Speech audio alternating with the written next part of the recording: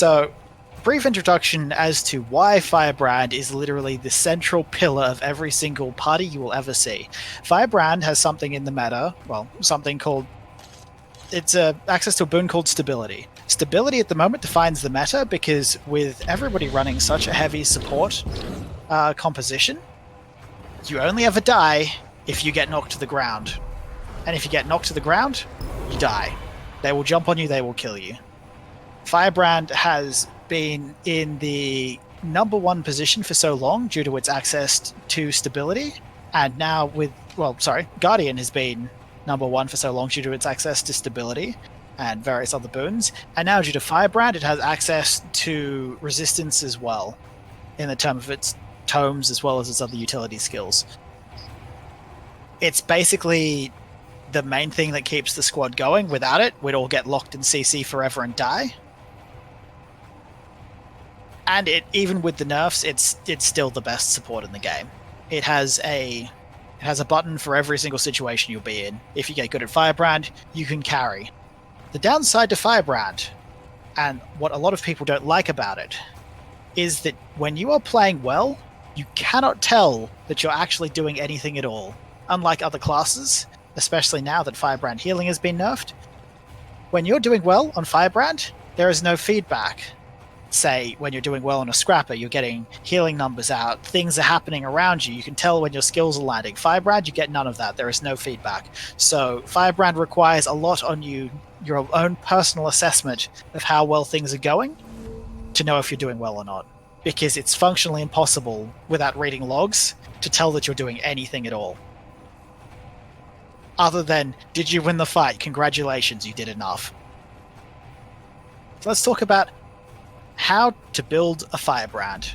For this guild specifically, I will go over a few other things that if you want to run with pugs, you might want to do, or some slight tweaks you can do per composition.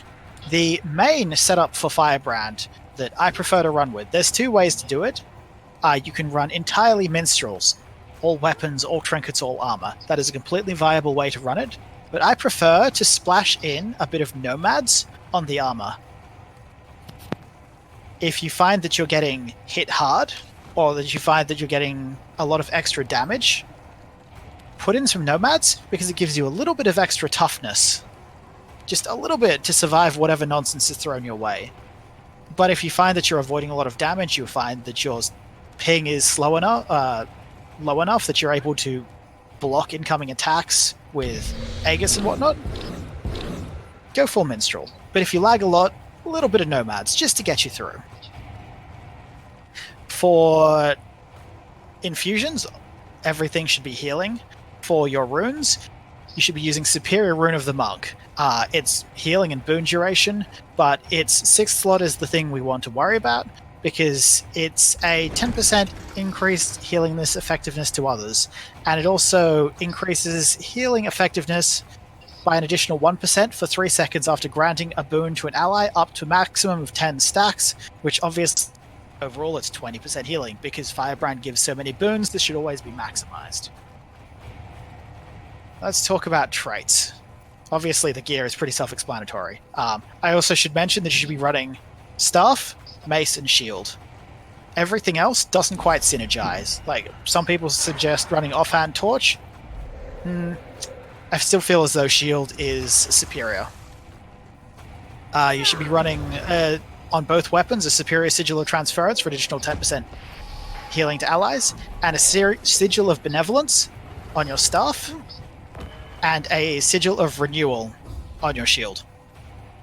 That is how I prefer to run it. You can run any combination you want. If you find yourself needing dodges, factor in some energy sigils. I won't tell you how to play, as it's basically a little bit personal, as all of these sigils don't really factor into what Firebrand does. If you don't need to dodge, go all in on the healing. If you need to dodge, get some of that energy in there, and just until you can really hold your own. Now, on to the build itself. The support Firebrand hasn't really changed in all the matters.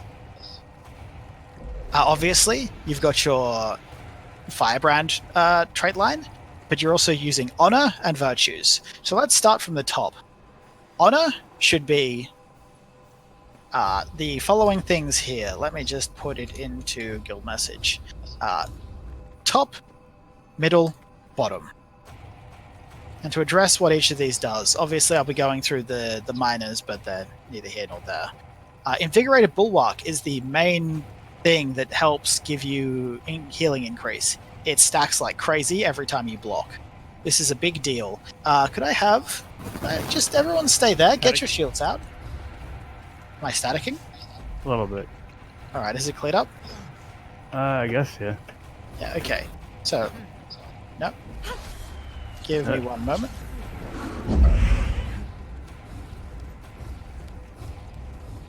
Are we in the clear? Okay, so everybody, please get your shields up, and I'm going to, shield and mace out, and I'm going to want you to, on my call, press,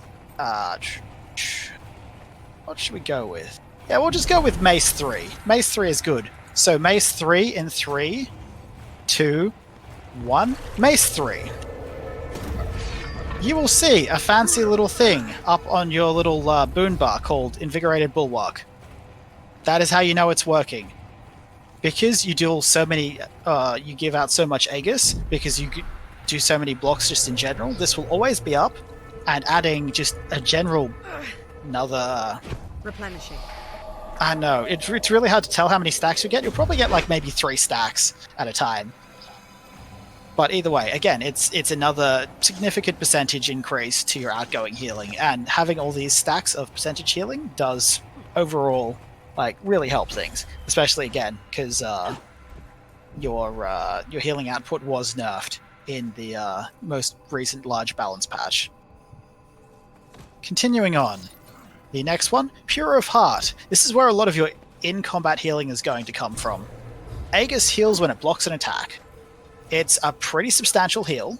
I don't quite know what it is in World vs. World. I'm not even sure if it's been touched, but it is probably the best heal you've got right now.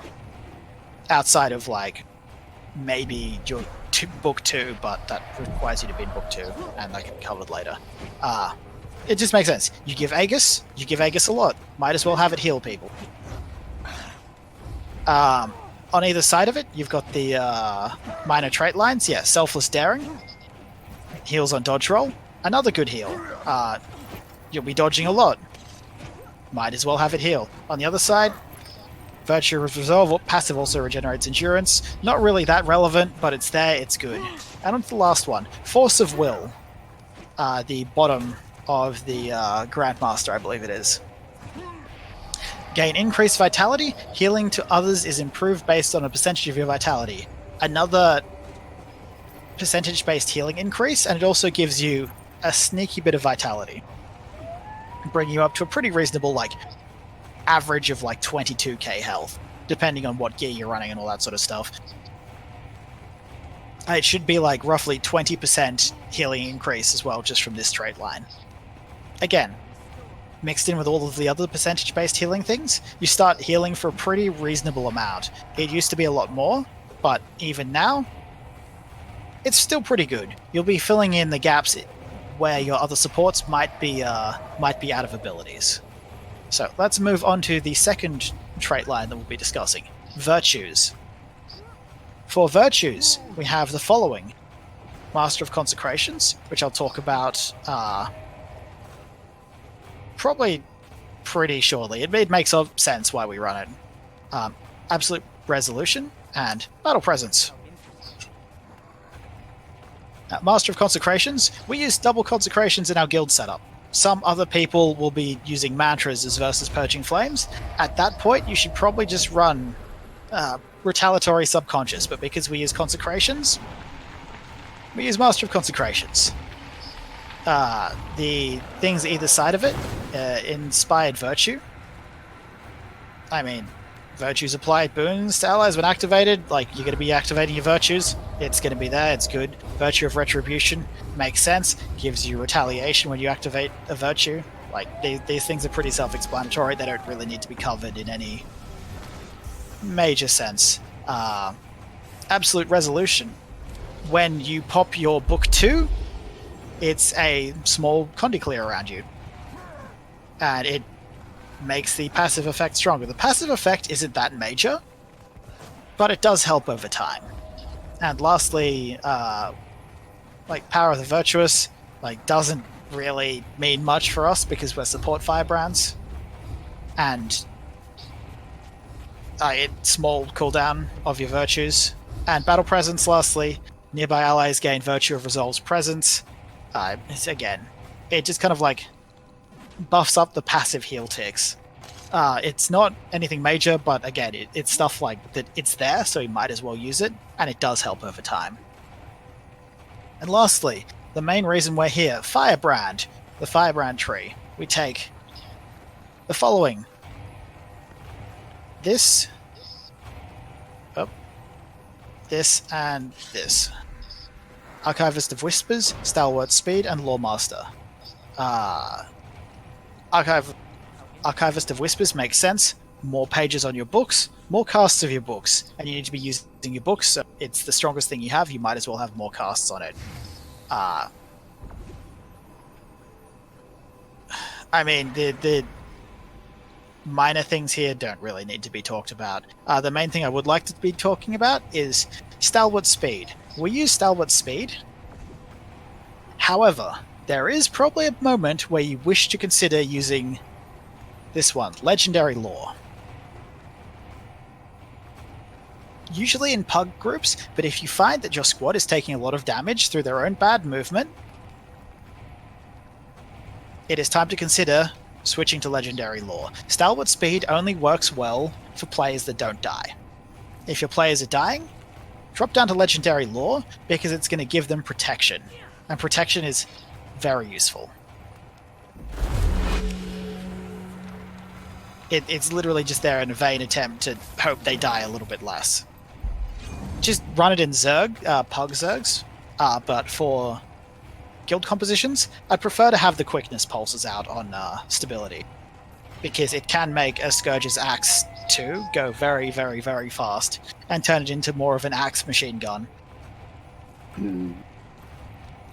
Now, obviously the last one, Lawmaster, Tome skills gain reduced recharge, retain verse, choose passives while they're on cooldown. Makes sense. You want your tome skills on cooldown as fast as you can physically get them.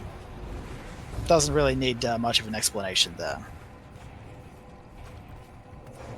And I believe that is pretty much everything that really needs to be covered by the brief rundown on your trade lines. Again, the main things you need to consider when playing a Firebrand is making sure your Invigorated Bulwark, I'll ping it again, those stacks are up, so you can maximize the amount of outgoing healing. In conjunction with your Runes of the Monk, it's a lot on top of what already is a pretty hefty package of percentage outgoing. It's just worth just keeping it in mind and trying to maximize it and block as much as possible. Not only will you be just parrying incoming attacks with your blocks, but it will help you heal. And with the nerf to healing, you want to be maximizing this as much as possible, just so your squad never realizes you were nerfed at all.